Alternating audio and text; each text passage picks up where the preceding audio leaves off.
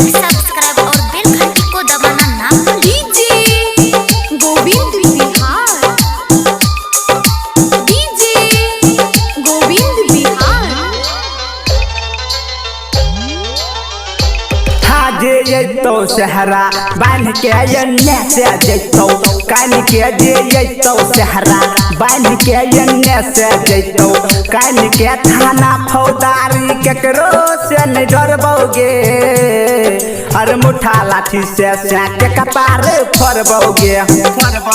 हाँ मुरला लाठी से के कपार फरबोगे।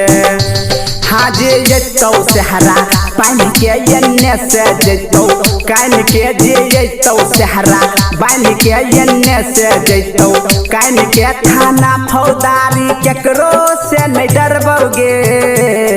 हर मुठा लाठी से के कपार फरबोगे। हाँ मुरला लाठी से के कपार फरबोगे।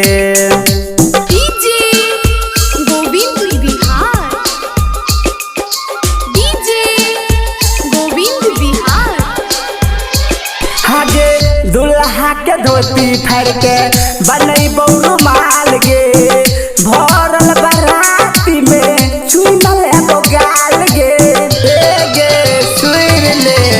दुल्हा के धोती फाड़ के बनई बौरू माल गे भरल बराती में चुनल एगो गाल गे। सजल मरबा के तोर बोगे जे बोल तो ओकरो नहीं छोड़बोगे। सजल मरबा के तोर बोगे जे बोल तो ओकरो नहीं छोड़बोगे। गतर गतर सबे के ससारबोगे।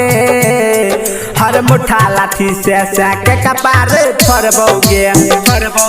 हाँ मुरला लाठी से के कपार फरबोगे।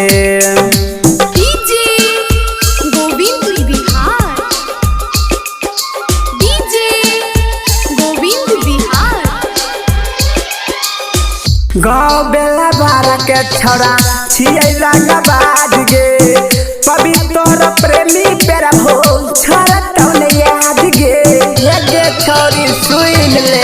हाँ गाँव बेला बारा के छियै रंगबाज गे पवित्र प्रेमी राजा छोड़ा तौने याद गे। हमारा से कर ले शादी गे नहीं होय तो तोहरा बड़ा बादी गे। हमारा से कर ले शादी गे नहीं होय तो तोहर बड़ा बादी गे। सातो जन्म नहीं साथ तोहर छरबोगे। हर मुठा लाठी से के कपार फरबोगे। हर थिया लाठी से के कपार फरबोगे। मान जो नहीं तो बर्बादी ना जतो।